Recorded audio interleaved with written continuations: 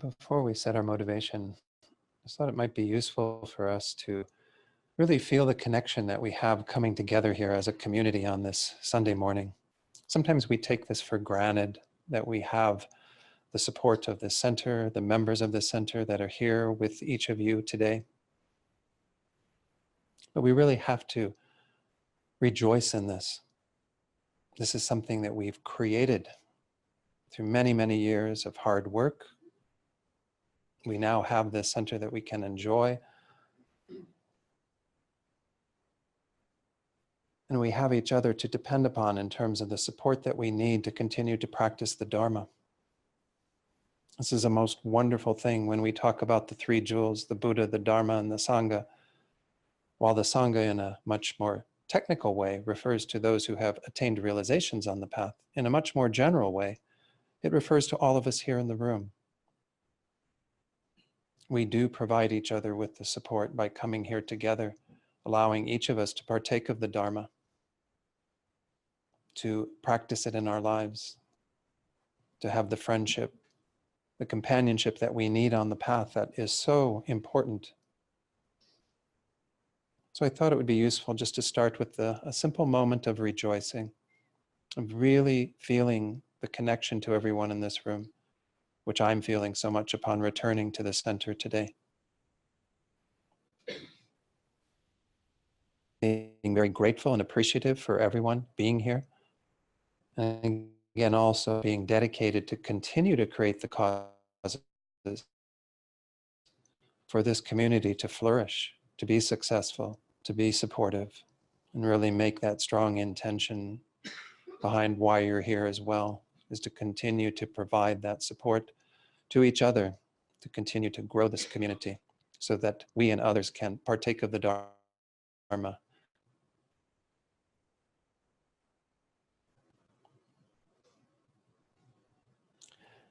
And then to set our motivation, I was reading in Lama Zopa Rinpoche's book on bodhicitta, which is the ideal motivation we want to bring to these teachings. And Rinpoche starts off by talking about how we always want the very best for ourselves. And we want to go to the best restaurants. We want to go to the best places for vacation. We want to buy the best phone, the best computer. Whatever it is that we look for, we're always searching for the best. Well, ideally, this means that we would want to have the best happiness. The best happiness comes about through bodhicitta, because bodhicitta will allow you to attain the happiness of enlightenment, but moreover, to help others to achieve that happiness as well. And every other form of happiness is included within this mind of bodhicitta. As Lama Zopa frequently says, with bodhicitta, we not only have the happiness of enlightenment that we will achieve, we have the happiness of our own liberation, the happiness of higher rebirths, the happiness of even this life. Everything is guaranteed with this mind of bodhicitta. So take a moment to cultivate that very pure altruistic intention, thinking that you're here with that main motivation of benefiting countless sentient beings.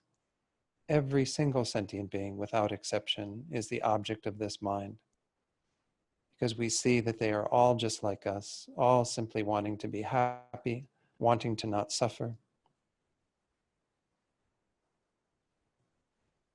But the secondary aspiration or desire behind bodhicitta is the wish to attain enlightenment so we can do that, because we see that in our current state, we're simply not capable. If we wanted to bring all beings, without exception, to enlightenment, we have to become enlightened ourselves. Therefore, want this for yourself. As Rinpoche says, want the best for yourself and for all beings by wanting to attain enlightenment, so you then can help all sentient beings to do the same.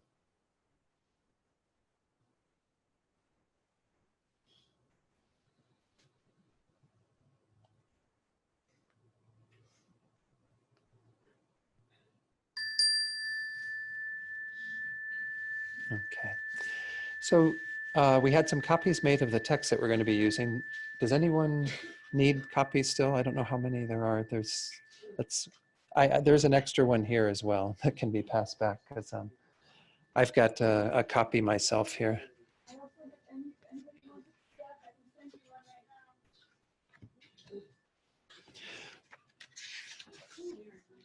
Mark over in the corner there needs one. Yeah.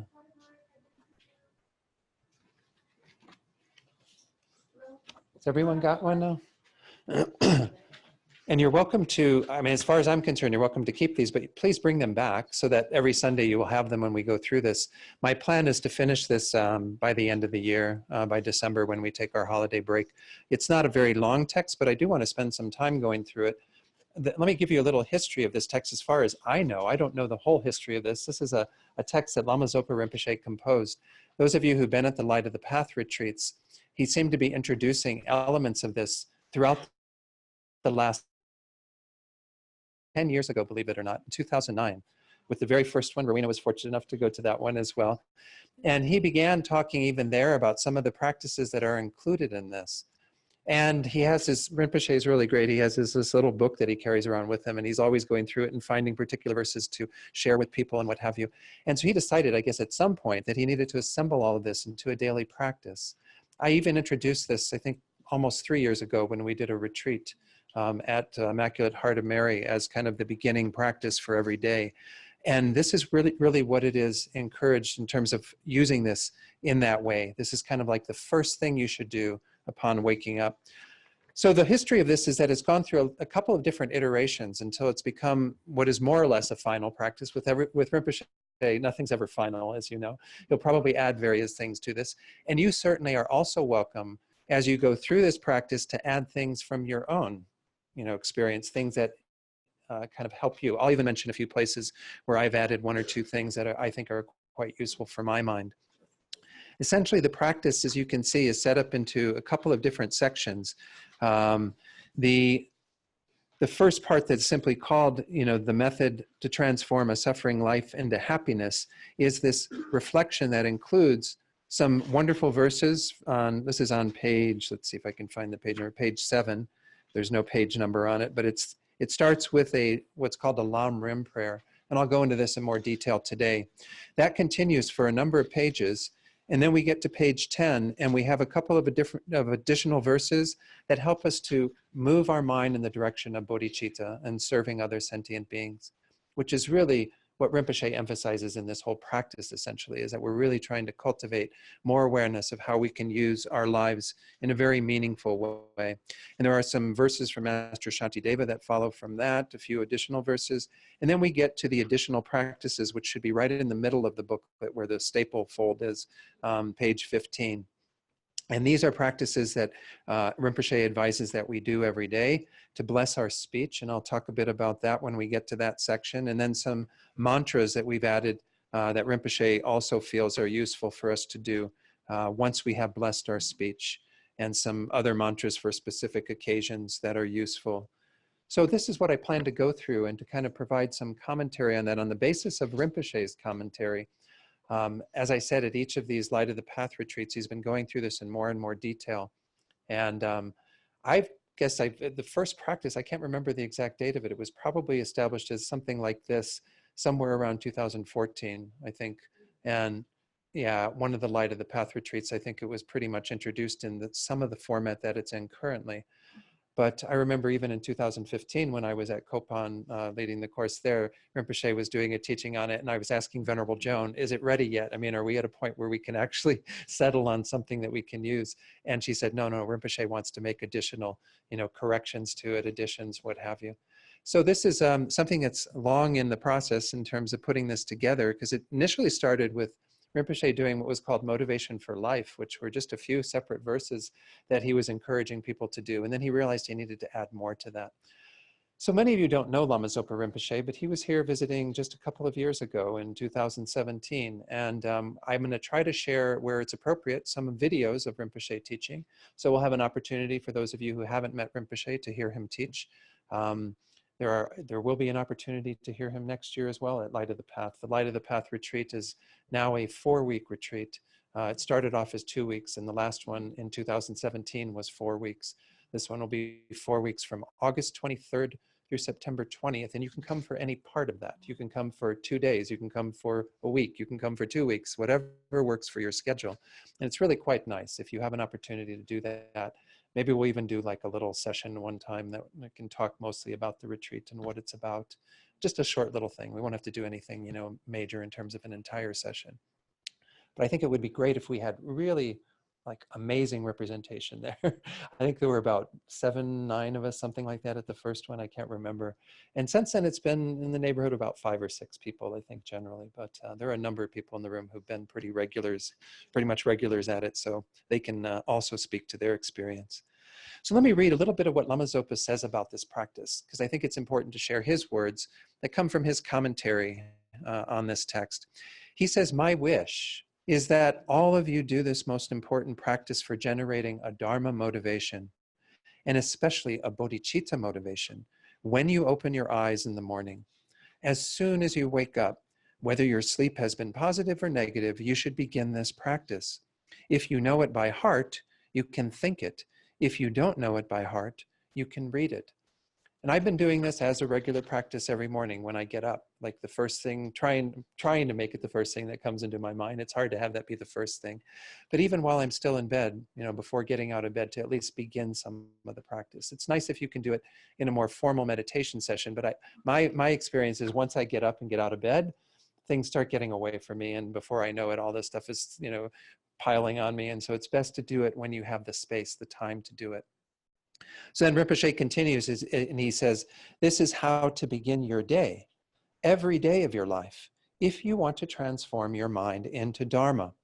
It is for anyone who wants to make their life meaningful and useful, not only for themselves, but also for the numberless sentient beings, including every single animal, those living in water that are the size of mountains, and those that can't be seen with the eyes, but only with a microscope, the worms living in the ground, the tiny insects living in the grass that jump when someone walks on it, and those flying in the sky, as well as every human being, every asura, which are the demigods, every sura, which are the gods, and of course, every being, you know, all the beings in the lower realms, what have you.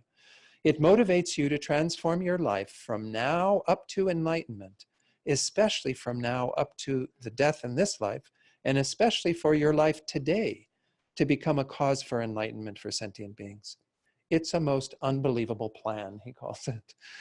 So that's why it's called this kind of method to transform a suffering life into happiness, at least that first part, including enlightenment. Because when we start talking about happiness, there's obviously different measures of happiness. And we'll even get into this in terms of the way that the Lam Rim prayer is set out, this very first prayer, because we do have the happiness of this life that, of course, we get quite caught up in.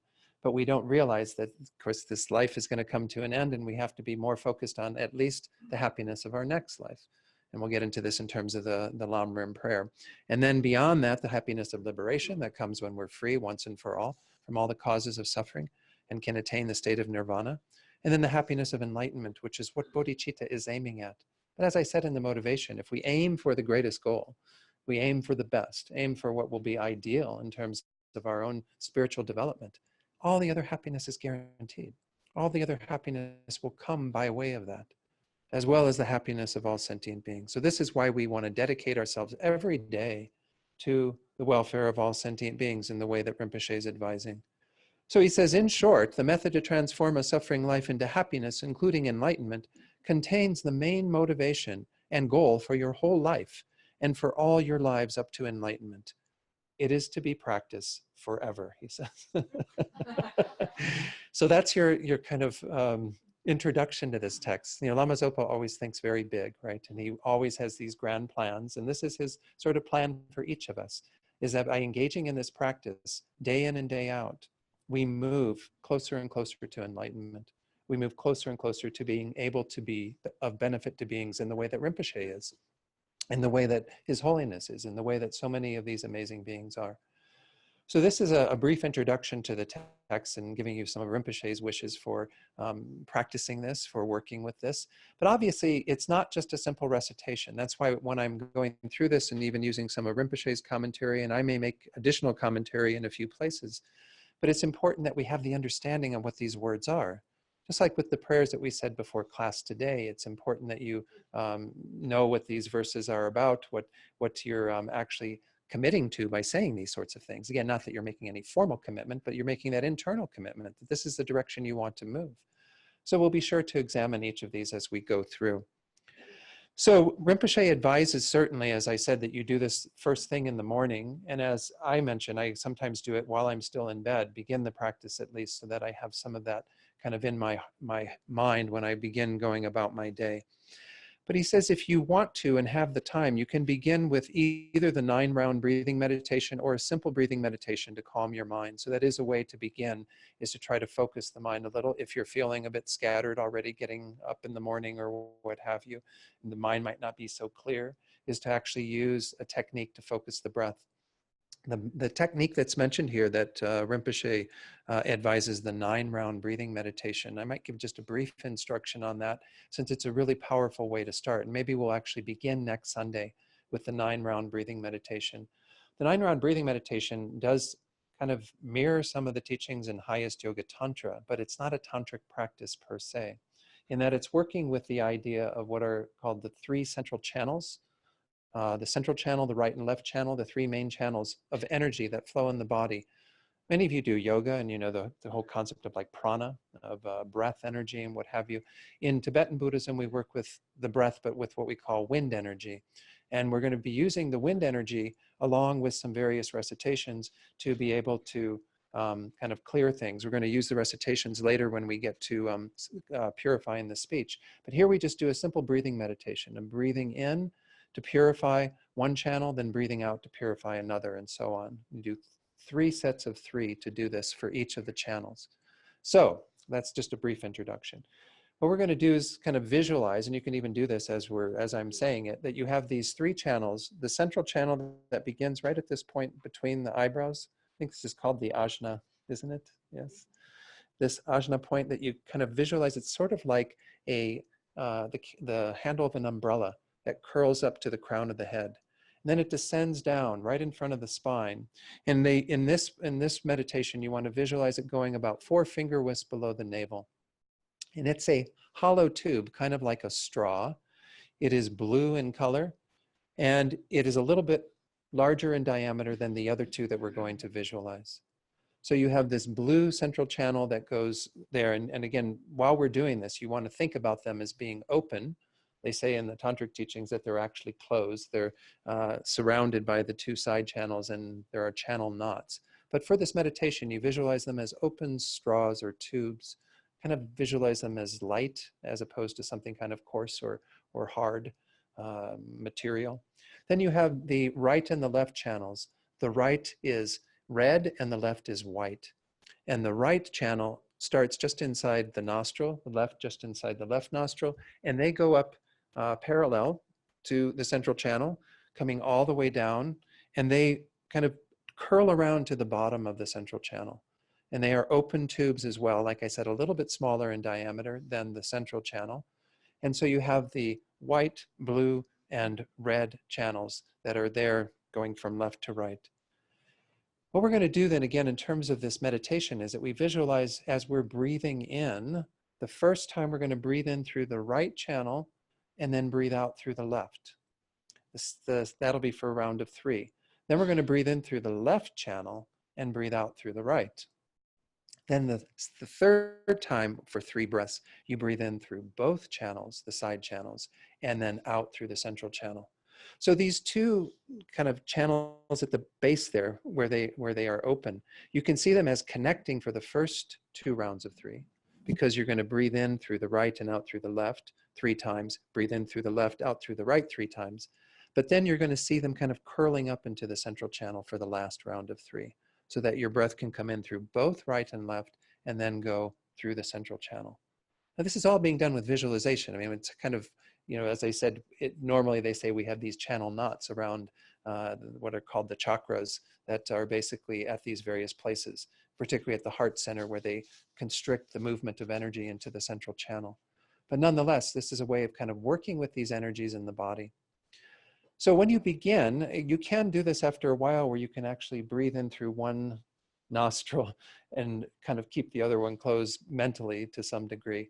But initially, it's good to use your finger to kind of close a nostril. So you begin with closing up the left nostril, breathing in through the right with that visualization. So you draw the breath all the way down to the lower abdomen. And then once it reaches there, when you breathe out, you can cover up the right nostril and breathe out through the left, feeling the energy come back up and exiting through the left nostril. Then you again reverse, put the finger over the left, breathe in through the right, and breathe out through the left. Again, you can take as deep a breath as what works for you, all right? And then once more, you would do the same thing, breathing in through the right and out through the left. Then you kind of keep your finger over the right where it is and breathe in now through the left, feeling the energy come all the way down to the lower abdomen, drawing the energy down there, and then covering up the left, opening up the right, so you breathe out through the right.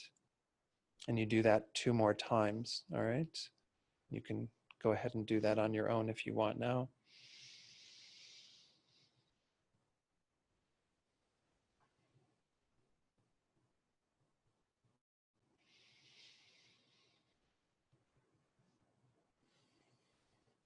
After you finish with the breathing out through the right, then you can drop your hand and you breathe in through both nostrils, drawing the energy down to the lower abdomen.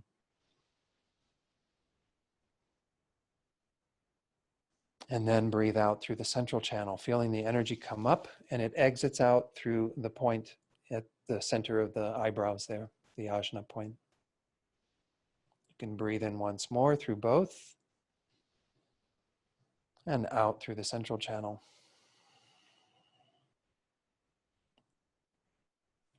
Once more to complete the round of 3 for that. And out through the central channel.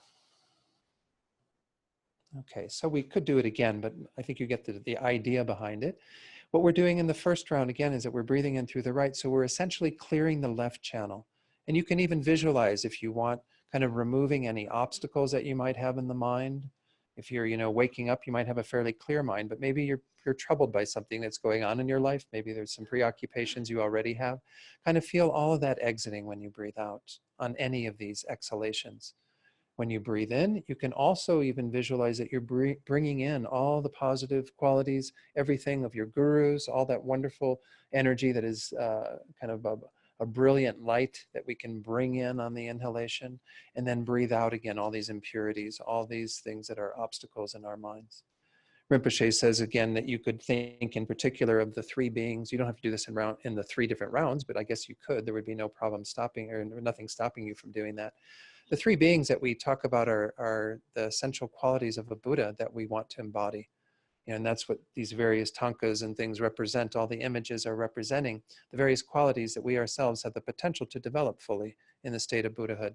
So the 3 are the Buddhas of Avalokiteshvara, which is the perfect compassion of all the Buddhas, Manjushri, who is the perfect wisdom of all the Buddhas, and then Vajrapani, who is the embodiment of all the power and the skillful ability of the Buddhas. So you could do that where you're kind of breathing in all of the energy of those 3 beings that represent all the compassion, the wisdom, the power that you want to cultivate yourself. And then as you breathe out again, feel that you're removing any impurities, any obscurations.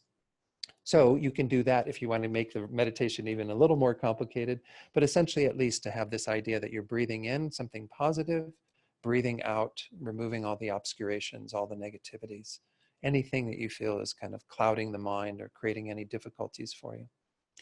So this is a good way to focus the mind. I really like this 9-round breathing meditation, and there even is a little sheet that we could make available to people if you want to have something to refer to if you didn't get all of it down or what have you. That can be used on a regular basis to really focus the mind. Sometimes it's useful, even if you're doing a regular meditation session, to do that at the beginning. Are there any questions on the 9-round breathing? Yes, Anne.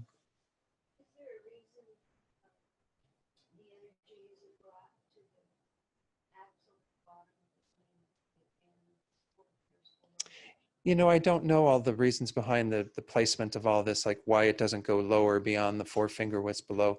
When you do more intricate visualizations in the tantric techniques, what many of you are familiar with, then we do work with channels that go much lower than that, and to the base of the spine and what have you. So I don't know why this particular meditation is done that way. I wish I did. Sorry, I just don't know. But it's a good question, yeah. Any other questions on this? The right channel is white and the left. Right is red, left is white. Yeah, yeah, yeah. Okay. And by the way, you may see different presentations of this where things are kind of in different orders and what have you, and and even the order that you do the breaths might be a little bit different. But this is the way that it is on the sheet. I'm pretty sure that we distribute, that I can give to you as a copy if you'd like to. So, yeah, Charlene. What were the three Manjushri? That's the middle one. What was the first one? Avalokiteshvara, or Chenrezig, is the Tibetan, which is again this Buddha up here that's in the 1,000-arm form of Chenrezig. And then that's the compassion of all the Buddhas. And then the last one is Vajrapani. I don't think we have an image of Vajrapani here.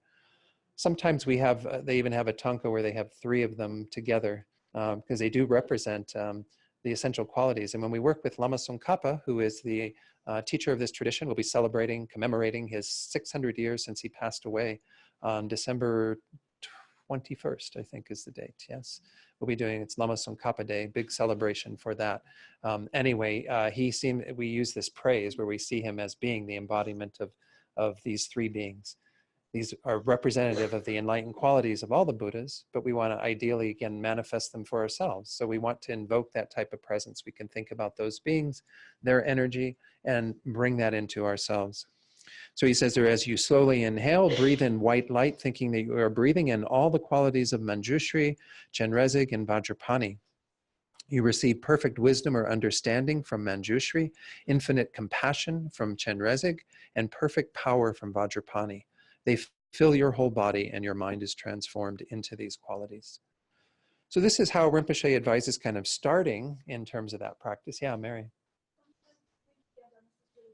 Sometimes what I do when I'm breathing out, if I start thinking about all my negativities, then I get into a narrative. So sometimes I just, breathe out attachment, breathe out aversion, and ignorance. It just keeps it kind of. Yeah, the 3 poisons. Yeah. Yeah, then you do sometimes get carried away. So the advice Mary shared, if you didn't hear it online, for those following, is to use the 3 poisons as being exhaled with this. And you could certainly do them in that order of attachment, anger, or aversion energy, and then ignorance.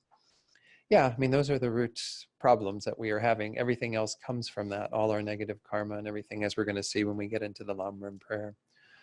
Any other comments on what we talked about so far? I mean, I realize this is just getting started about talking all of this, but if you don't find that this is, that's the one thing I'll say about, Rinpoche is giving us commentary on how to go about using this practice. But if you find it to be different for you and you'd like to use it in a different way, you have permission. Don't think that you have to use it exactly in this way.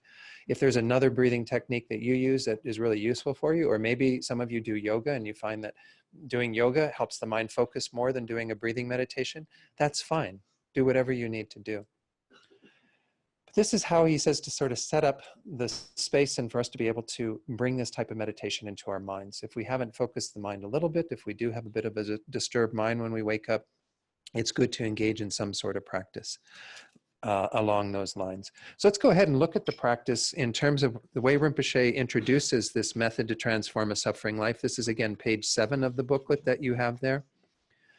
He says at the beginning of each day, after you open your eyes, until enlightenment is achieved and until death, and especially today, so that all the activities of your body, speech, and mind, your hearing, thinking, and meditating, as well as walking, sitting, sleeping, doing your job, and so on, do not become causes of suffering and instead become causes of happiness, and especially that they become causes to achieve Buddhahood, that is, that you transform them into a method for accomplishing benefit and happiness for all sentient beings. Here is a method for transforming the mind into holy Dharma, and especially into bodhicitta. So I might just comment on a few things in there. Again, the activities of your body, speech, and mind, these are what are frequently called the 3 doors. If we think about it, these are the only ways that we engage in any kind of activity, and they're, of course, how we create karma. primarily through our minds, but also through what our bodies do, through what our speech is engaged in, and so on. And then the three that are mentioned right after that, hearing, thinking, and meditating, these are the three wisdoms that we want to cultivate. We talked about these previously on a number of occasions.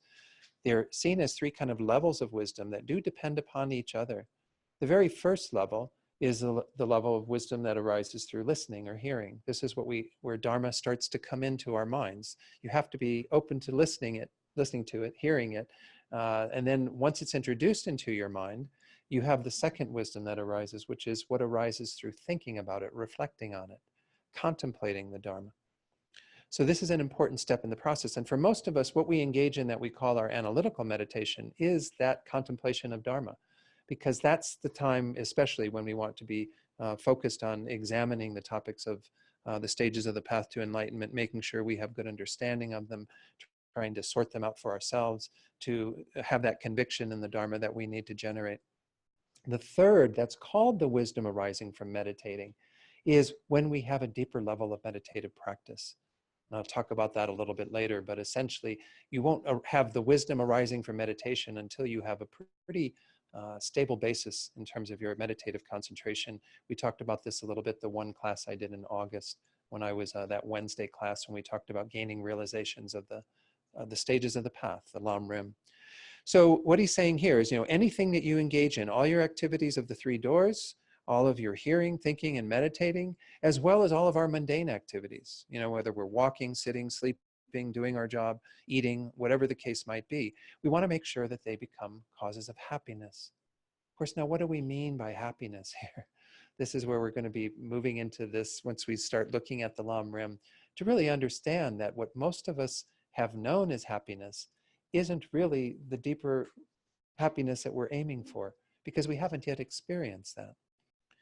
We can certainly start off by talking about, as I've done previously, the happiness of this life. Well, the happiness of this life, if we look at our lives, most of it is caught up in a lot of sensory pleasures, in engaging in things with the understanding that we want to have some temporary satisfaction, some temporary pleasure, whatever the case might be. Well, the Buddha says that this is actually a problem, because what we end up getting attached to in terms of our desire for that type of experience is not going to lead us anywhere. It's not even spiritually motivated. If we look at the world at large, we can see that even animals have this type of motivation, right? Most animals, like when I feed my pets in the morning, the cats all want to be fed, and they're very happy just to get food. That's all they're seeking, is just the happiness of that delicious food that they eat. This is what most human beings actually are doing with their lives as well, because they have, as Rinpoche said in that Bodhicitta book, they have a limited understanding.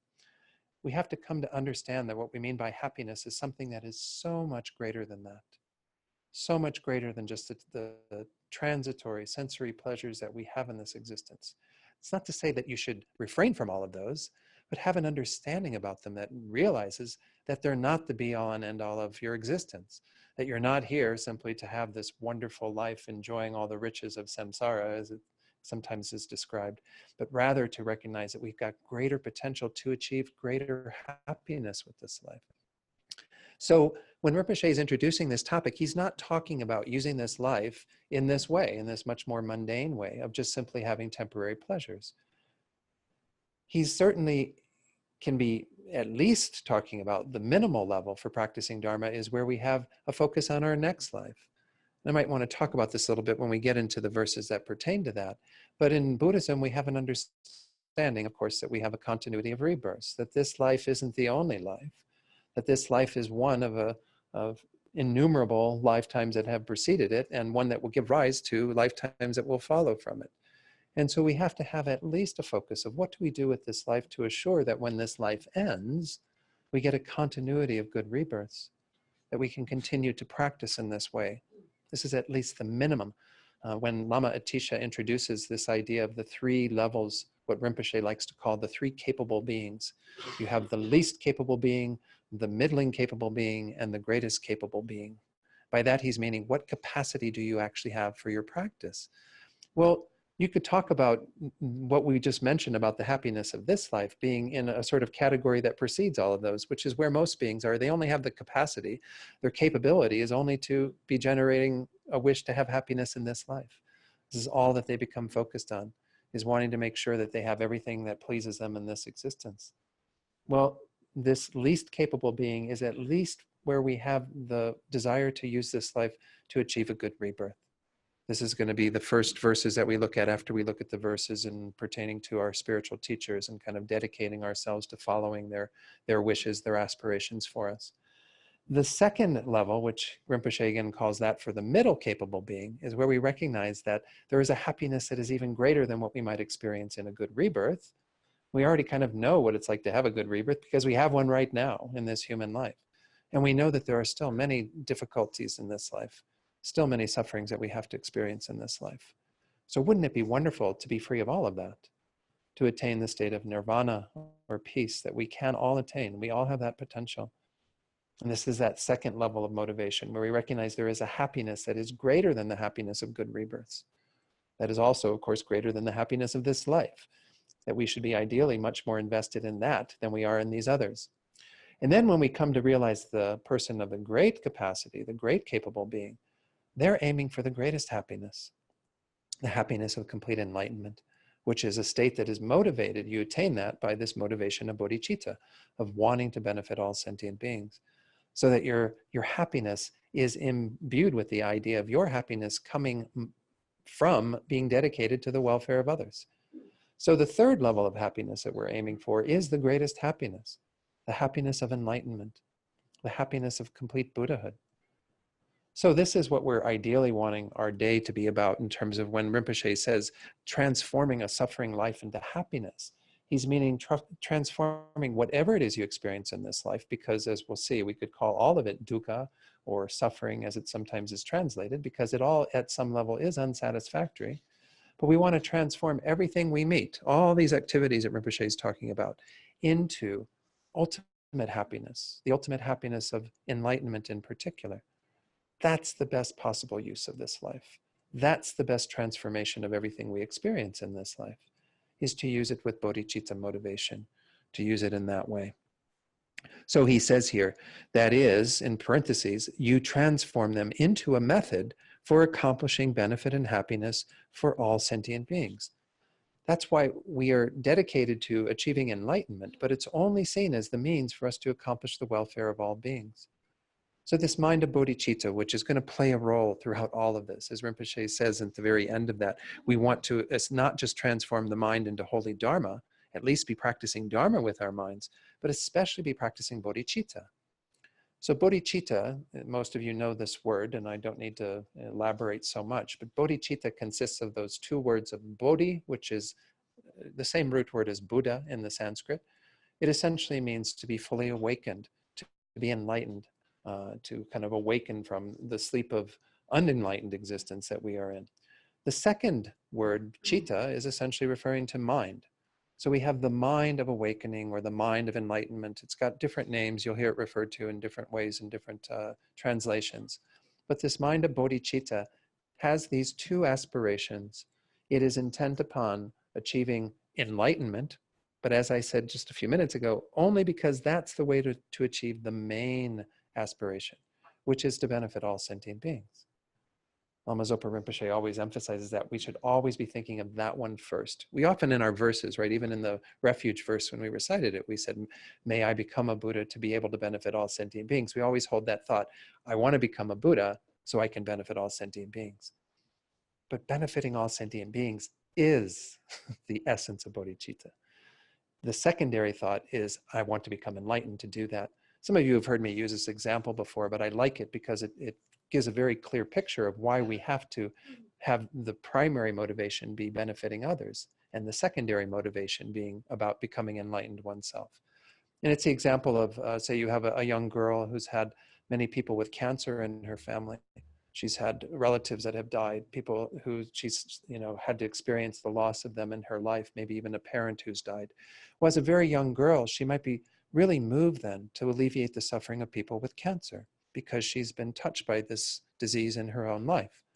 So she may have this really strong motivation as a very young girl, say, 6, 7 years old, wanting to help people with cancer. Well, can she help people with cancer at 6 or 7 years old? no, maybe she can do some fundraisers, sell some lemonade or whatever, to there's limited things she can do in that state, right? When she's 6, 7 years old, though, that she can get dedicated to becoming an oncologist for cancer patients, or a cancer researcher, or whatever it is that she wants to do with her life. So she can then have that motivation that drives her to do very well in her elementary school, to go on and do well in high school, and to excel in science and other things that she'll need to have as skills to enter into university, to be able to enter medical school, and eventually become a practicing doctor of oncology, or whatever it is that she decides to do to address the issue of cancer. So her becoming an expert at all of this is contingent upon her really wanting to do that for the sake of others. To do it for the sake of others is the main motivation, though, right? She just recognizes that at 6 or 7 years old, she can't possibly treat people with cancer to the degree that she could if she was a fully trained oncologist. So it's a similar type of thing with regard to bodhicitta. If we really want to be able to address the needs of others, to be able to help them to overcome their own patterns of suffering, to help them to be free of the 3 poisons, to help them to know true happiness and bliss, well, then we have to be more qualified. I've been teaching the Dharma for 13 years now, 14 years now, whatever it is. I recognize my own limitations. I can only say what I've been taught and what I've learned through my limited practice. If I was enlightened, I could do so much more. So what do we mean by enlightenment? I think that's another thing that's important to touch on as we're approaching this whole text and this practice. When we talk about the state of enlightenment or Buddhahood, we are talking about your mind being fully developed. Again, the mind is the central arena of Buddhist practice. And what the Buddha says is that each of us has Buddha nature, has the potential to develop our minds to this degree. Right now, we have such limited minds. Our minds are so kind of trapped in just a very narrow way of seeing things. Again, I don't know this, I'm not speaking from experience, I'm only speaking from what I've learned in terms of the teachings I've had. But what they say, when you have a Buddha mind, when your mind has developed to that degree, there's nothing that is obstructing your mind from knowing anything. You have an omniscient mind, essentially. A mind that can know at any moment anything. And it's not like you have to turn your attention to that object to know it. You are knowing everything every moment. It's quite an amazing feat. When we think about it, we can't even imagine what that type of mind would be like. But why do you want that knowledge? What is the purpose of that omniscience? That omniscience helps you to know the minds of all sentient beings. When I teach in front of a group, again, I give what teachings I think might be appropriate, but I don't know every one of your minds. I don't know what teachings will resonate most with each of you. I don't know exactly how to turn your minds towards Dharma. That's a big task, right? Each of us have our own things that we find resonate with us, certain teachers that resonate with us, and so on.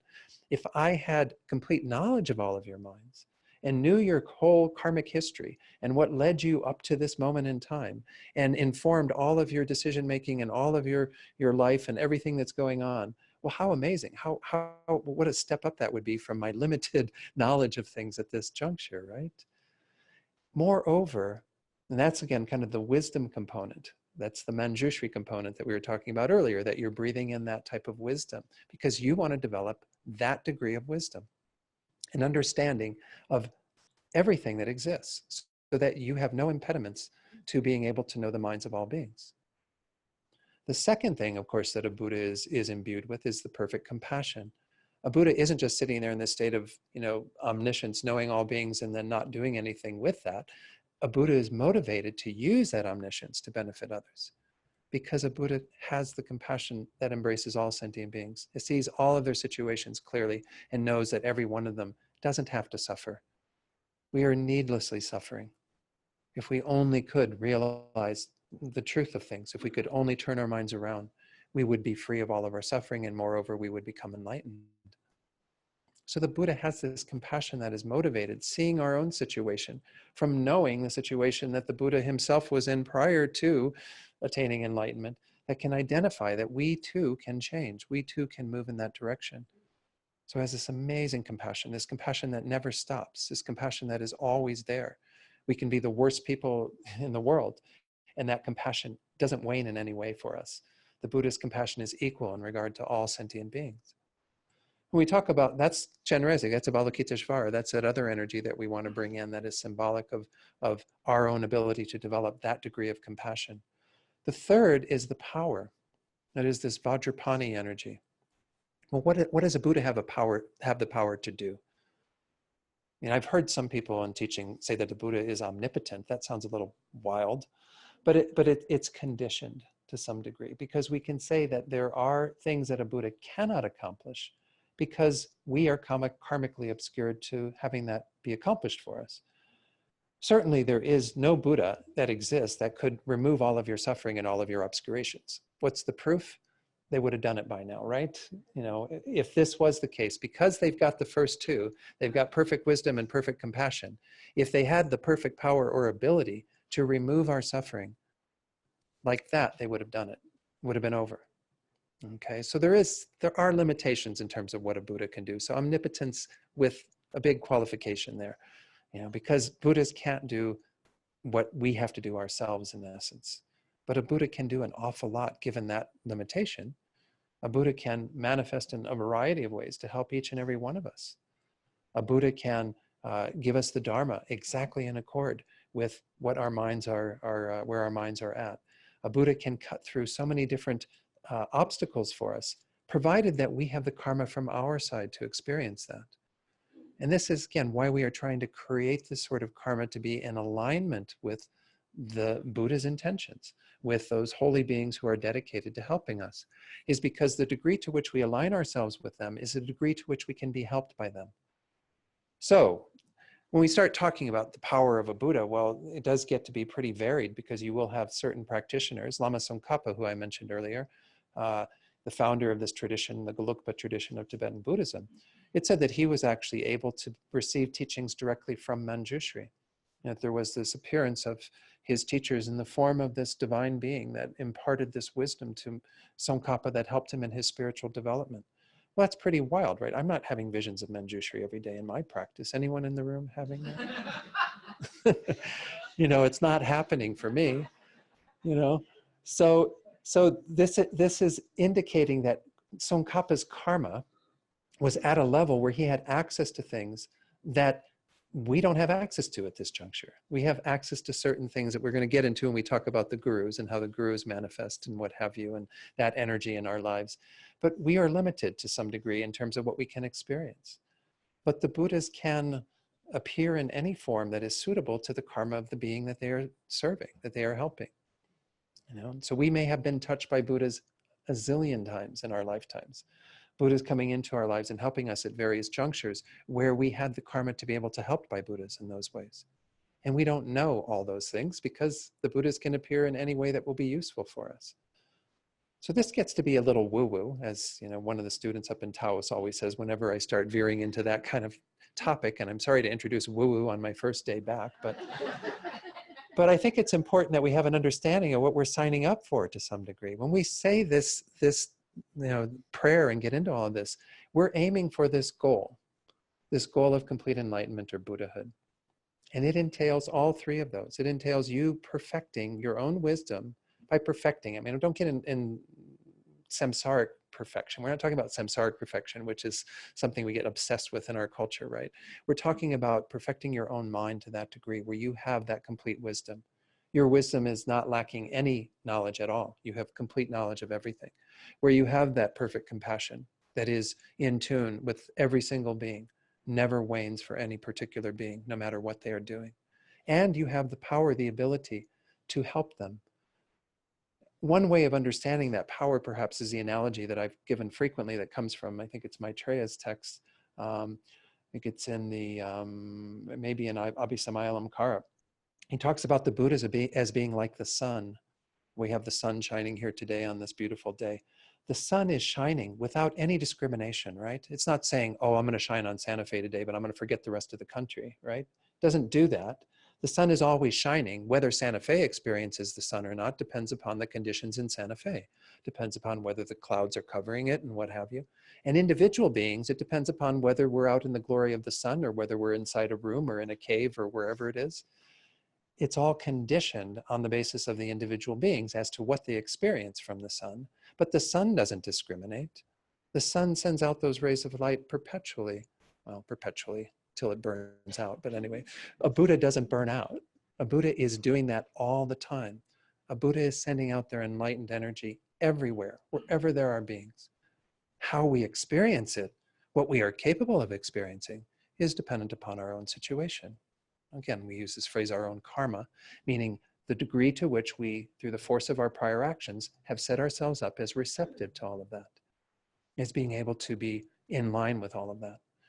So this is what we're really trying to do with these prayers, is to align ourselves most closely with what will be a benefit to us in terms of the forces in the world that can help us. But then as we bring all of that in, this Buddha energy, this enlightened energy, all this activity, to be able to transform our minds in this way. This is how we transform this suffering life, this life in samsara, this life that is unsatisfactory, admittedly. When we get into the teachings that support that, we'll talk about that more. How we transform that into ultimate happiness, into the happiness of Buddhahood for yourself, driven by wanting all sentient beings to attain that state and be dedicated to their welfare. Okay, let's go ahead and begin this by looking at, let me just do one real quick look over, scan on my notes to see if there was anything from Rinpoche said.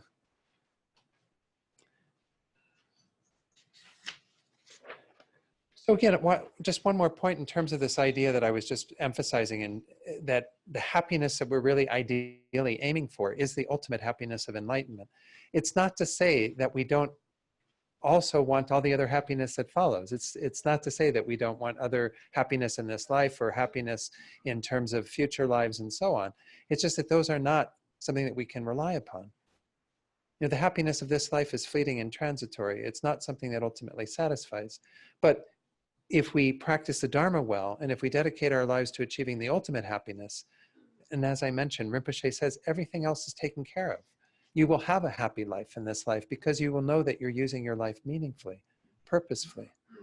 That's why we essentially called this course, you know, the having meaning in every moment. Is the idea is how we can possibly bring that level of meaning to every moment of this. And this is the whole heart of it, is that if we look at some of the things we have in our lives, it's not to say that those things in your lives are a problem. It's, are you distracted by them? Is that a distraction for you? Is it moving away from being present with what's going on, working with what's going on? If you can be with all the various experiences in your life and still have fun with your friends and go to the bars and keep your mind at peace in the midst of all of that, that's an amazing accomplishment. For most of us, when we start our Dharma practice, we need to be really attentive to isolating ourselves from the things that we know will distract us immediately until we have the strength of mind. But then you can be back with those things if they're, I mean, they won't be fun in the same way they were before, because some of the fun comes about when people buy into that attachment and they're like seeking their next fix or something, just always looking for something that will take them to some level of pleasure and experience. And that's not the solution, obviously. I mean, it's not going to get us anywhere. Did you want to share any more, Susan? Or, yeah. So maintaining a mind that is using whatever it is that we meet in the most beneficial way is an important part of this. We're going to talk about that. It's not really as part of this practice, but I will certainly introduce it.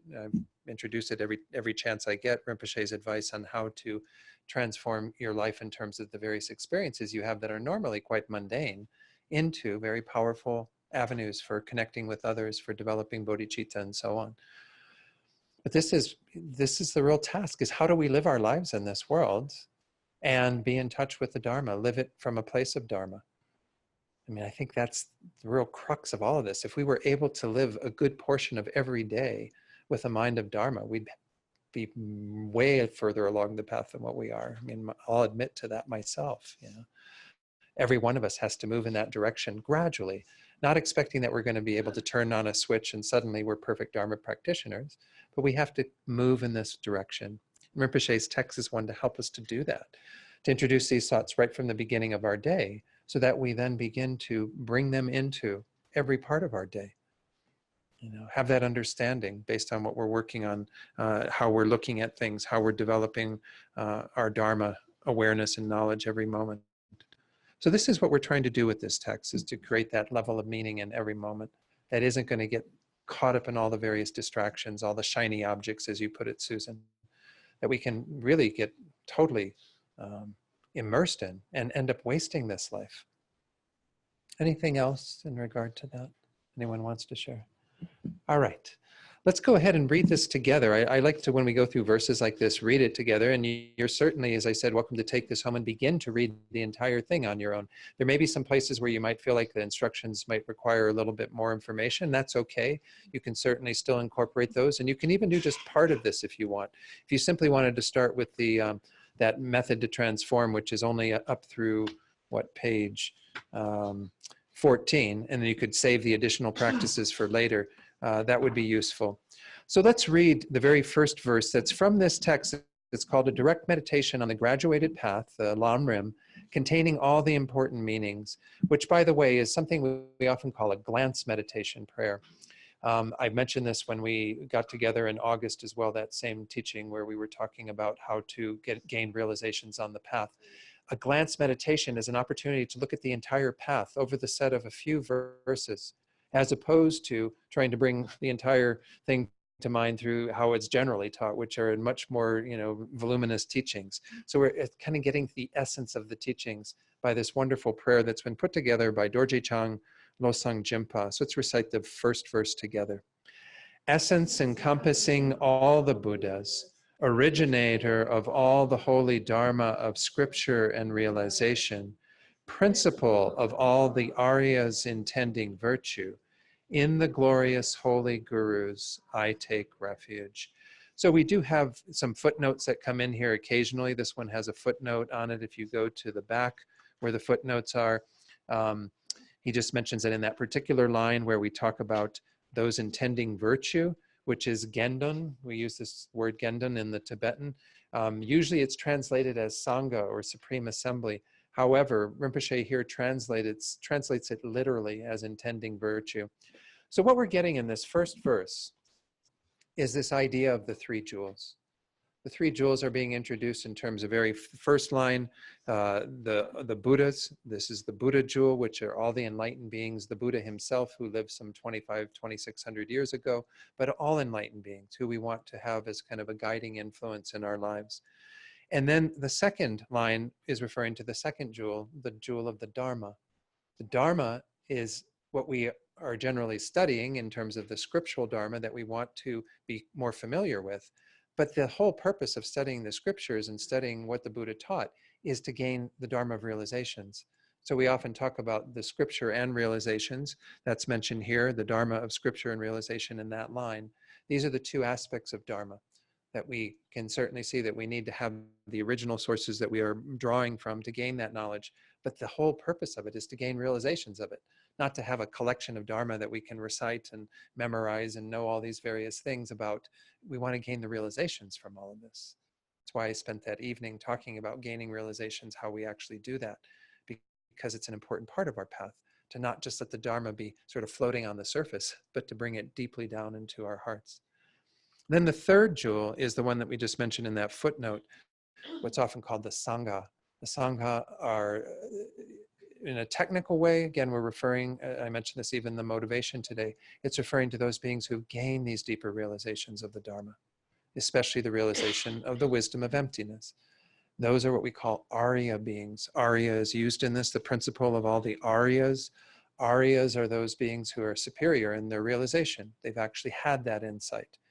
Now, why are they primarily the Sangha jewel? Because they are the ones we ultimately want to rely upon, right? We don't want to rely upon somebody who just has a more inferential understanding of emptiness. We want them to have that direct realization of emptiness. We want them to know the Dharma at that depth, that level.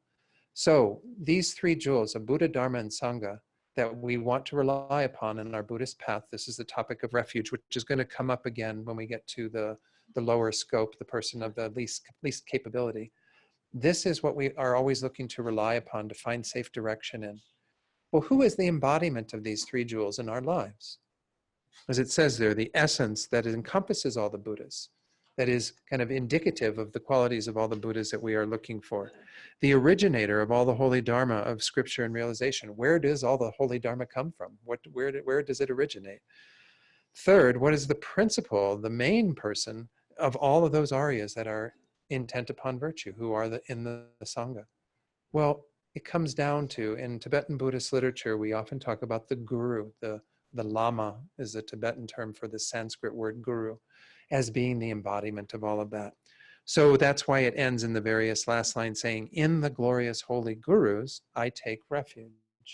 It is a verse of refuge, but it's taking those three elements of Buddha, Dharma, and Sangha, the three jewels as they're frequently referred to, and saying all of those are embodied in our holy gurus, in the gurus who have kept this Dharma alive from the initial guru of our time, which was Buddha Shakyamuni.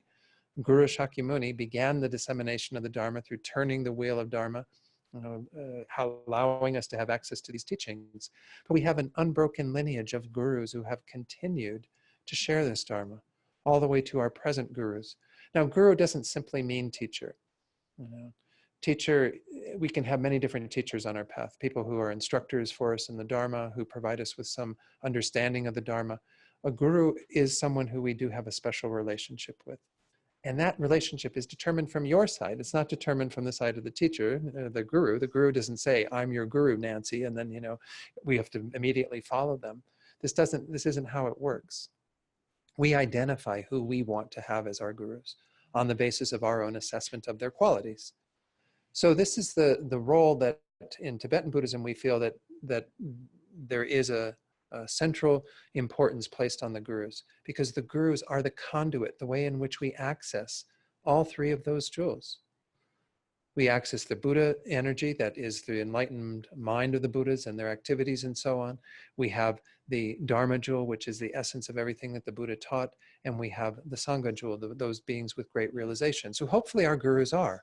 We can't possibly know all their realizations. I mean, this is very difficult in our unenlightened state to determine any of this, but we can have good indications of that by hanging around them, by being in their presence.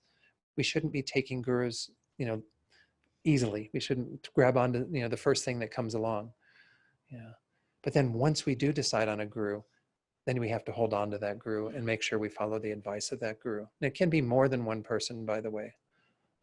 Lama Atisha, who brought this tradition of the graduated path to Tibet about 1,000 years ago, is said to have over 200 gurus, over 200 teachers that he relied upon in his spiritual path.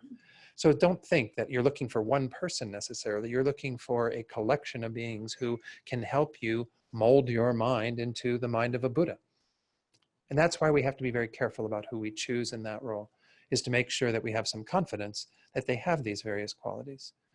So I think when I taught on, that was beginning of this year, when I did the little course on the three principal aspects of the path, I went into the whole shopping list that we look for ideally when we're searching for a guru, all the various qualities. I don't know if I need to go through that today. That might be a little bit too much. This is the whole heart of it, is that if we look at some of the things we have in our lives, it's not to say that those things in your lives are a problem. It's, are you distracted by them? Is that a distraction for you? Is it moving away from being present with what's going on, working with what's going on?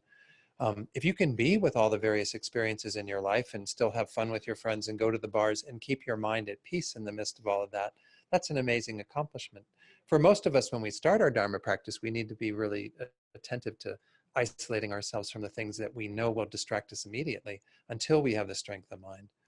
But then you can be back with those things if they're, they won't be fun in the same way they were before, because some of the fun comes about when people buy into that attachment and they're like seeking their next fix or something, just always looking for something that will take them to some level of pleasure and experience. And that's not the solution, obviously. It's not going to get us anywhere.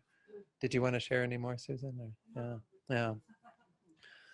So maintaining a mind that is using whatever it is that we meet in the most beneficial way is an important part of this. We're going to talk about that. It's not really as part of this practice, but I will certainly introduce it. I introduce it every chance I get, Rinpoche's advice on how to transform your life in terms of the various experiences you have that are normally quite mundane into very powerful avenues for connecting with others, for developing bodhicitta and so on. But this is the real task, is how do we live our lives in this world and be in touch with the Dharma, live it from a place of Dharma. I think that's the real crux of all of this. If we were able to live a good portion of every day with a mind of Dharma, we'd be way further along the path than what we are. I'll admit to that myself. Every one of us has to move in that direction gradually.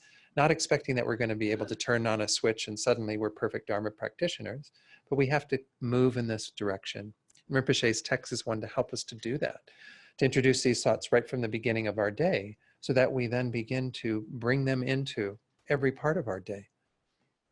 Have that understanding based on what we're working on, how we're looking at things, how we're developing our Dharma awareness and knowledge every moment. So this is what we're trying to do with this text, is to create that level of meaning in every moment that isn't going to get caught up in all the various distractions, all the shiny objects, as you put it, Susan, that we can really get totally immersed in and end up wasting this life. Anything else in regard to that? Anyone wants to share? All right, let's go ahead and read this together. I like to, when we go through verses like this, read it together. And you're certainly, as I said, welcome to take this home and begin to read the entire thing on your own. There may be some places where you might feel like the instructions might require a little bit more information. That's okay. You can certainly still incorporate those. And you can even do just part of this if you want. If you simply wanted to start with the that method to transform, which is only up through, what page? 14, and then you could save the additional practices for later. That would be useful. So let's read the very first verse that's from this text. It's called A Direct Meditation on the Graduated Path, the Lam Rim, containing all the important meanings, which, by the way, is something we often call a glance meditation prayer. I mentioned this when we got together in August as well, that same teaching where we were talking about how to gain realizations on the path. A glance meditation is an opportunity to look at the entire path over the set of a few verses, as opposed to trying to bring the entire thing to mind through how it's generally taught, which are much more, voluminous teachings. So we're kind of getting the essence of the teachings by this wonderful prayer that's been put together by Dorje Chang Losang Jimpa. So let's recite the first verse together. Essence encompassing all the Buddhas, originator of all the holy Dharma of scripture and realization, principle of all the Aryas intending virtue, in the glorious holy gurus, I take refuge. So we do have some footnotes that come in here occasionally. This one has a footnote on it. If you go to the back where the footnotes are, he just mentions that in that particular line where we talk about those intending virtue, which is gendun. We use this word gendun in the Tibetan. Usually it's translated as Sangha or Supreme Assembly. However, Rinpoche here translates it literally as intending virtue. So what we're getting in this first verse is this idea of the three jewels. The three jewels are being introduced in terms of very first line, the Buddhas. This is the Buddha jewel, which are all the enlightened beings, the Buddha himself who lived some 2,600 years ago, but all enlightened beings who we want to have as kind of a guiding influence in our lives. And then the second line is referring to the second jewel, the jewel of the Dharma. The Dharma is what we are generally studying in terms of the scriptural Dharma that we want to be more familiar with. But the whole purpose of studying the scriptures and studying what the Buddha taught is to gain the Dharma of realizations. So we often talk about the scripture and realizations. That's mentioned here, the Dharma of scripture and realization in that line. These are the two aspects of Dharma that we can certainly see that we need to have the original sources that we are drawing from to gain that knowledge. But the whole purpose of it is to gain realizations of it, not to have a collection of Dharma that we can recite and memorize and know all these various things about. We want to gain the realizations from all of this. That's why I spent that evening talking about gaining realizations, how we actually do that, because it's an important part of our path, to not just let the Dharma be sort of floating on the surface, but to bring it deeply down into our hearts. Then the third jewel is the one that we just mentioned in that footnote, what's often called the Sangha. The Sangha are, in a technical way, again, we're referring, I mentioned this even in the motivation today, it's referring to those beings who've gained these deeper realizations of the Dharma, especially the realization of the wisdom of emptiness. Those are what we call Arya beings. Arya is used in this, the principle of all the Aryas. Aryas are those beings who are superior in their realization. They've actually had that insight. Now, why are they primarily the Sangha jewel? Because they are the ones we ultimately want to rely upon, right? We don't want to rely upon somebody who just has a more inferential understanding of emptiness. We want them to have that direct realization of emptiness. We want them to know the Dharma at that depth, that level. So these three jewels of Buddha, Dharma, and Sangha that we want to rely upon in our Buddhist path. This is the topic of refuge, which is going to come up again when we get to the lower scope, the person of the least capability. This is what we are always looking to rely upon to find safe direction in. Well, who is the embodiment of these three jewels in our lives? As it says there, the essence that encompasses all the Buddhas, that is kind of indicative of the qualities of all the Buddhas that we are looking for. The originator of all the holy Dharma of scripture and realization. Where does all the holy Dharma come from? Where does it originate? Third, what is the principle, the main person of all of those aryas that are intent upon virtue, who are in the Sangha? Well, it comes down to, in Tibetan Buddhist literature, we often talk about the guru. The Lama is the Tibetan term for the Sanskrit word guru, as being the embodiment of all of that. So that's why it ends in the various last lines saying, in the glorious holy gurus, I take refuge. It is a verse of refuge, but it's taking those three elements of Buddha, Dharma, and Sangha, the three jewels as they're frequently referred to, and saying all of those are embodied in our holy gurus, in the gurus who have kept this Dharma alive from the initial guru of our time, which was Buddha Shakyamuni. Guru Shakyamuni began the dissemination of the Dharma through turning the wheel of Dharma, allowing us to have access to these teachings. But we have an unbroken lineage of gurus who have continued to share this Dharma all the way to our present gurus. Now, guru doesn't simply mean teacher. Teacher, we can have many different teachers on our path, people who are instructors for us in the Dharma, who provide us with some understanding of the Dharma. A guru is someone who we do have a special relationship with. And that relationship is determined from your side. It's not determined from the side of the teacher, the guru. The guru doesn't say, I'm your guru, Nancy, and then, we have to immediately follow them. This isn't how it works. We identify who we want to have as our gurus on the basis of our own assessment of their qualities. So this is the role that in Tibetan Buddhism we feel that there is a central importance placed on the gurus, because the gurus are the conduit, the way in which we access all three of those jewels.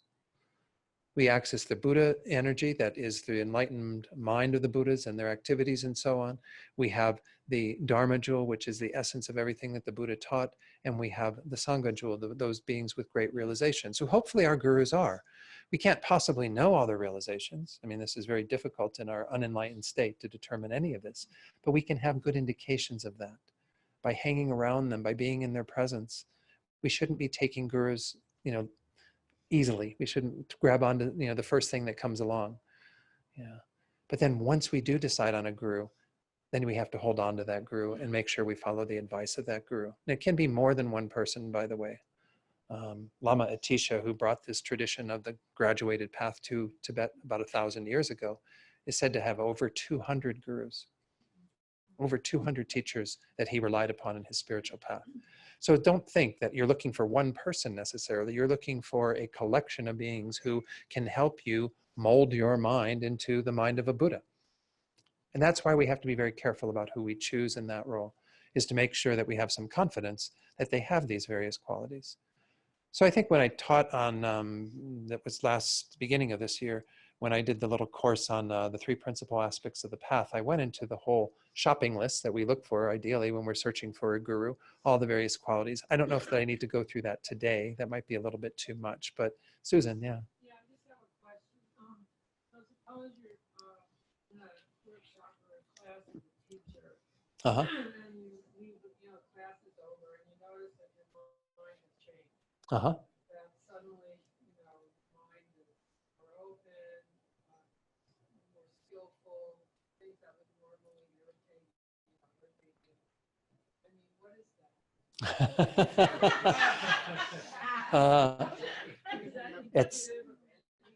I think it would have to be probably an individual investigation as to whether an experience like that, coming away from a teaching feeling like your mind had been moved in some direction, that there was some positive, it's worth following up. I mean, we can certainly say that if you've had an experience with a particular teacher that is indicative of some sort of karma there, that you're hearing them in a different way than other teachers you've heard, then perhaps there is some follow-up to that, to go in their presence again to see whether this was just a one-off experience or whether this is, but oftentimes they say, I mean, His Holiness says you should check up a guru for like 12 years. Most of us don't have 12 years to wait to get these teachers in our lives, Rinpoche, in the commentary he gives on this, says like 2 to 3 years is a good measuring, to see whether if we've been in their presence pretty continually for that duration of time, then we have some clue as to who they are and what they're like, and we've spent enough time with them to be able to assess those sorts of qualities.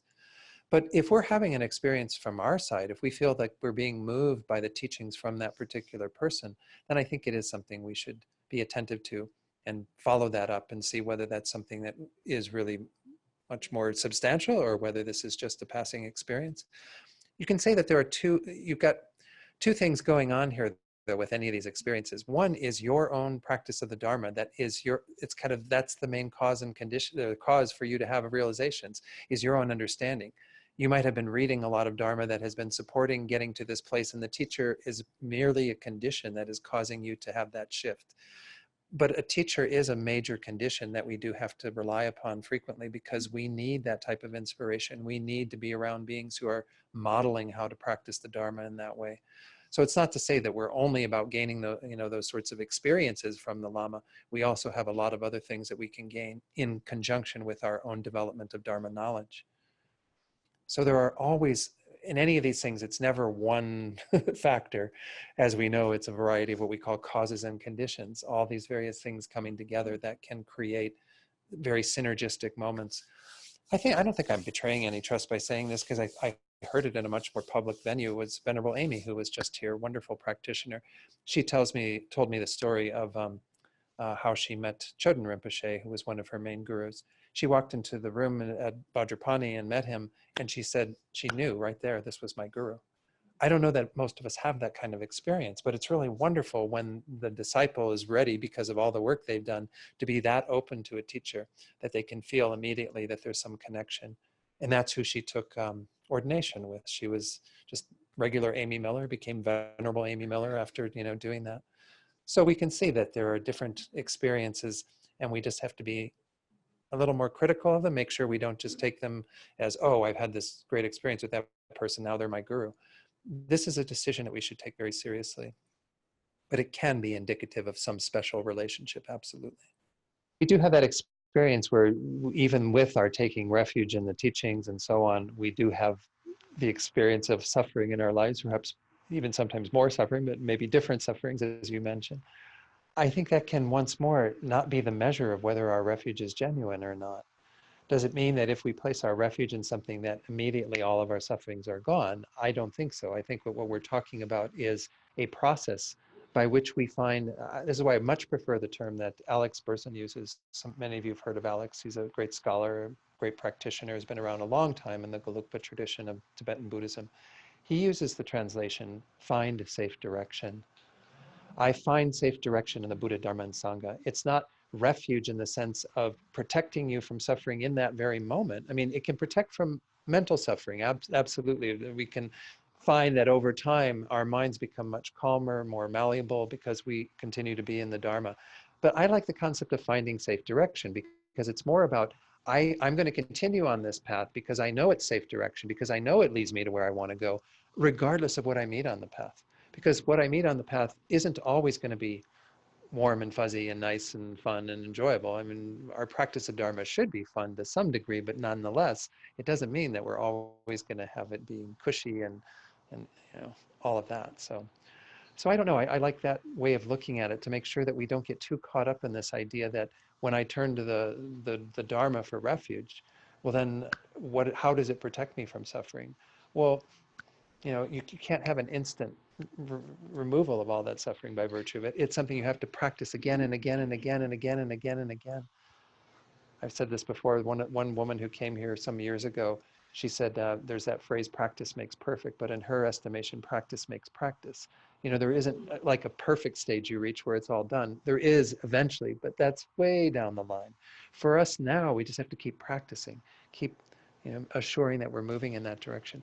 But maybe a footnote to this is really to look at, and we'll get into this when we get into this verse on refuge that's coming up. What does it mean to take refuge or to find safe direction? It means to continually go back to the Dharma as our bottom line, that we have that Dharmic understanding of what we're engaged in. So if you have the understanding that the Buddha teaches in the Four Noble Truths, which is going to be coming up in the middle scope teachings, then you know that what we're involved in is unsatisfactory. You know that what we're involved in is going to bring about some level of dissatisfaction, suffering, and what have you. You know that even with very dedicated practice of the Dharma, your problems don't immediately go away. So you're continually persevering and moving forward with a dharmic understanding so that you don't get caught up in these temporary measures of progress. This is, I think, a big trap. I mentioned this a bit in the text I taught just before I left, where we talk about the transforming both suffering and happiness into the path. We didn't get into the happiness one so much, but that's sometimes a pitfall for us. If we have life going really cushy and wonderful and everything being delightful, well, then we frequently don't practice as hard. If we have more challenges in our life, the problem there is that we sometimes lose our practice because we just get overwhelmed by our problems and difficulties. But they're both opportunities to practice. The happy experience is to make sure that we don't get sucked into all of that and think that somehow samsara is not that bad. It's really, it's okay, folks. Don't worry, we'll be fine. And we also can't, fall into that trap of thinking that, oh my gosh, this is so awful. I mean, what am I practicing Dharma for? If I'm still going to continue to have these experiences of suffering. Everything is grist for the mill. Everything we meet is an opportunity to practice. But we have to have that willingness to continually rely upon the Dharma, continually go back to what does the Dharma teach me to practice in this moment? My own individual perseverance in the face of these difficulties, or my own making sure I don't lose my perspective of what samsara is when I have all these delightful, happy things in my life. We have to make sure we don't go astray. So this very first verse that we're looking at here is just a way that we can acknowledge that we do have the three jewels in our lives. I think this is one of the things that we have to begin to examine in this concept that we're talking about, which we do play with a lot in Buddhism, particularly in the tantric teachings of Buddhism, where we try to ideally see our gurus as Buddhas, to see them as that enlightened energy manifesting in our lives at that level. But one of the things that I guess when they set out the traditional teachings of examining this topic, they put it in the light of, well, and I'm kind of encapsulating it, they go into various reasons, but I don't know if I need to do all of that. It's encapsulated in the idea that if we ourselves, as well as countless other beings, have been dedicated to becoming a Buddha for the sake of others, this is what we're talking about here in terms of this whole text, right? I spent a good part of this morning talking about bodhicitta and what it's about and the goal that we want to achieve. If we want to achieve that goal, you say, to yourself, I want to become a Buddha so I can benefit others. Well, you have to be able to answer how that is accomplished, right? So when I talked about this idea of the Buddha being imbued with all three of these, perfect wisdom, perfect compassion, perfect power, that means that we have the ability then, after we've attained enlightenment, to come back around and help sentient beings. Because there's nothing blocking us from helping sentient beings, except, once more, the karma of those individuals. But from the side of a Buddha, there's nothing stopping the Buddhas from doing the work that they're doing in the world. Well, then how do they complete that work? I mean, how do we imagine that Buddhas are active in our world? Are they our politicians? I mean, is there a Buddha running for, the Democratic candidate, for president next time? I mean, maybe, I don't know. I can't tell. I mean, this is one of the things we have to admit is we can't tell who anyone is. All of you could be Buddhas for all I know. But we can certainly assess that it's unlikely that that's going to be the case based on what we've seen in the world. Are Buddhas running our corporations? Do we have men and women who are enlightened beings running our corporations? Maybe a few, I don't know. Where are the Buddhas in the world? Where are all the Buddhas in the world? Well, what's the most likely place you're going to find a Buddha if a Buddha is dedicated to helping sentient beings by teaching the Dharma, helping them to develop their minds? It's probably in the field of spiritual teachers. Most notably, those who have demonstrated that they have great qualities, who we can see and rely upon because we acknowledge that they're already, it might be just the tip of the iceberg, but we can see what's all entailed in terms of their being. Lama Zopa Rinpoche, those of you who have had that experience with him, I have no doubts that this is a Buddha in our world. He won't say he's a Buddha in this world. He won't sit there and go, yeah, I'm a Buddha, get over it. Instead, he just keeps doing this. I don't know, I don't want to call it an act. There is an act behind it. It is the way that a Buddha is manifesting exactly in accord with our karma, exactly in accord with what we need. And he's not going to be more than that or less than that. He's going to continue just to be that, because that's what we have the karma to experience. To have another human being appear to us who can then help us on our path in these very skillful ways that Rinpoche can do, that His Holiness can do, that many other beings in those positions of spiritual leadership can do. Not to say that, again, we're giving everyone sort of a complete pass at that level. We're going to talk about that shortly, because I think it is important that we also recognize that we have to have some critical eye when we're examining these beings, to be, aware that we're not just going to once more take anyone as our guru. That's the first step. Make sure we're very clear in what we've actually investigated and who we put that faith in, but also that we continue to experience the best possible relationship with them, that we make sure that we do what we can to address that throughout our spiritual development. So this is a big topic. I don't want to overdo this, in this first session, but it's how we start the Lama Rim prayer, which is the basis of all of our spiritual development. And we saw that when we went through the 3 principal aspects of the path. You see it in any Lama Rim text, any stages of the path text. The very first topic that's often taught is the need to rely upon a qualified spiritual master, someone who can help you on your path. And just to entertain initially the idea that maybe that could be an enlightened being. Maybe that could be a Buddha. When you get to the tantric teachings, there is more of a requirement to see them as a Buddha. But initially, it's just the idea of, what is it like to hold that view that I'm being guided by enlightened beings, that there are enlightened beings who are helping me to develop my mind. And in that way, they are encompassing all 3 jewels. They are the Buddha. They are then the Dharma in its living form that can then disseminate that Dharma to us and others. They are the real Sangha that we can rely upon as a support in our spiritual practice. So this is the concept behind this first verse. We're going to get into this more as we go through the verses that follow. This is something to, again, have some looseness in the mind around. But as I said, it logically follows. If we're intent upon becoming a Buddha and achieving this state, well, then we're dedicated to helping others. Well, how do we complete the circle? How do we come around to benefit other beings? We have to really have that conviction that there are Buddhas in this world, and it's sort of our job to find them, to follow them, to get their guiding influence in our lives, because those are who we want to ultimately rely upon. That's our real safe direction, are the beings who have actually accomplished this task, because they can tell us exactly how to do it. Okay. But again, each of us has to approach the Dharma from our own point of view and with our own understanding, which sometimes may be limited initially, but to grow that over time, to get to that place where we have that conviction, where we see this is the solution, the answer to all of it. Remember when I was working at Levi Strauss, I was in accounting and finance, believe it or not. That was my field. And I went to a workshop there with my friend Lynn Sonnenberg.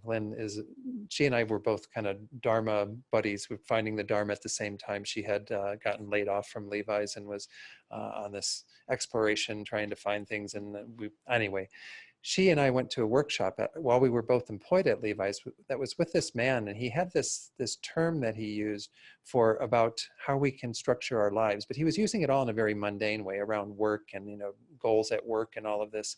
But he used this concept of a trim tab. Does anyone know what a trim tab is?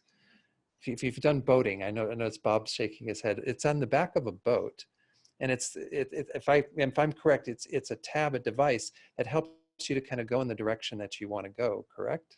Yeah, I mean, that's the role that it essentially plays. But he used this as an example for what we all need to do in terms of our own lives. And of course, it was limited, as I said, to the workplace when we were learning this. But to find what your trim tab is, to find out what it is that you really want to achieve. And then everything else functions around that. You see everything else as how it supports that or how it plays into that. Well, in Tibetan Buddhism, the trim tab is bodhicitta. I mean, it's your motivation to become a Buddha for the sake of all beings. And you see how all the other teachings kind of fit into that. And initially, you might practice only at the level of someone of the least capacity. That's fine. That's what you need to do to eventually get to your trim tab, to eventually get to that final result.